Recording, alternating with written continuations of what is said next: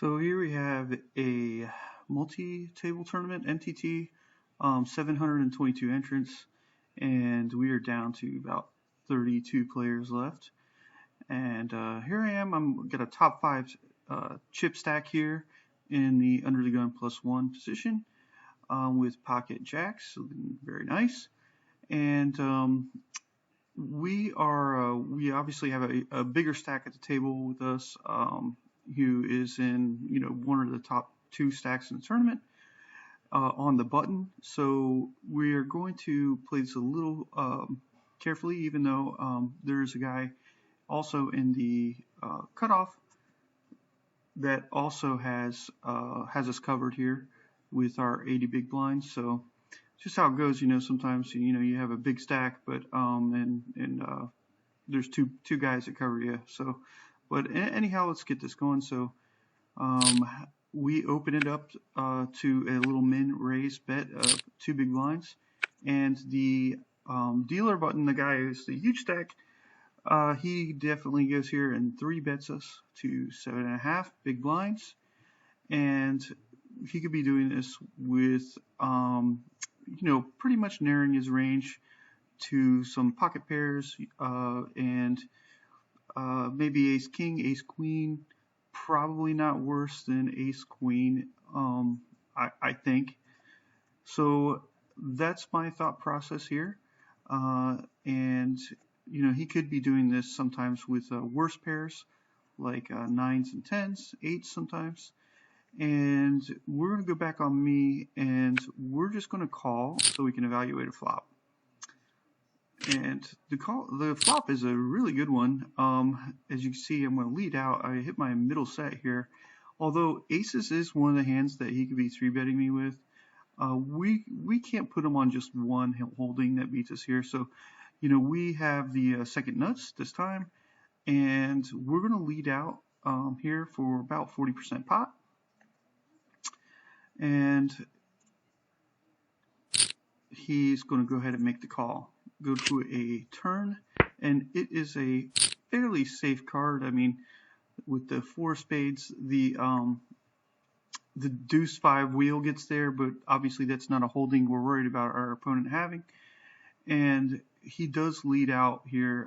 As I check, he goes ahead and bets.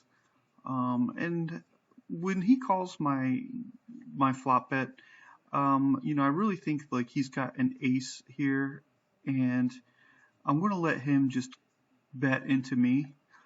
And so he does so and bets 19 big blinds. And I'm just going to smooth call. And we go to the river. And the river is an interesting card. It is the king of clubs. And this is not really a great card, but it's not a terrible card either. So what hands could he be, 3-betting me with pre-flop? Ace king is one of those hands. So obviously, if he has ace king, then we're in phenomenal shape. He's going to be getting in all the money. However, queen 10 also does get there, and although it's somewhat unlikely that he has queen 10, we aren't like ruling that out completely. I don't see him 3-betting with queen 10 very often, but it is possible. So but the main hand is that we're worried about is better sets like aces or kings, both of which are in his 3-betting range, of course. And he would play this line that he's played with both of those holdings as well. So the king is it is bad in the sense, like, more so I'm worried about pocket kings getting there than anything else.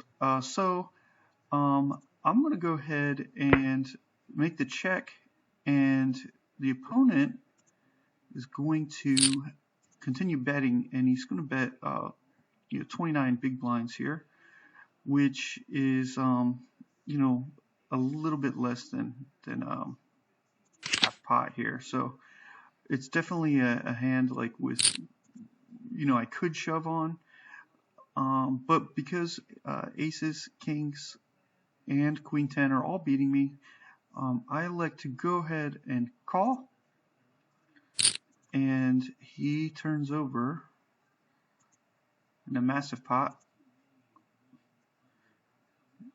queen 10 suited for the big cooler. So, obviously he was playing the combo draw there with the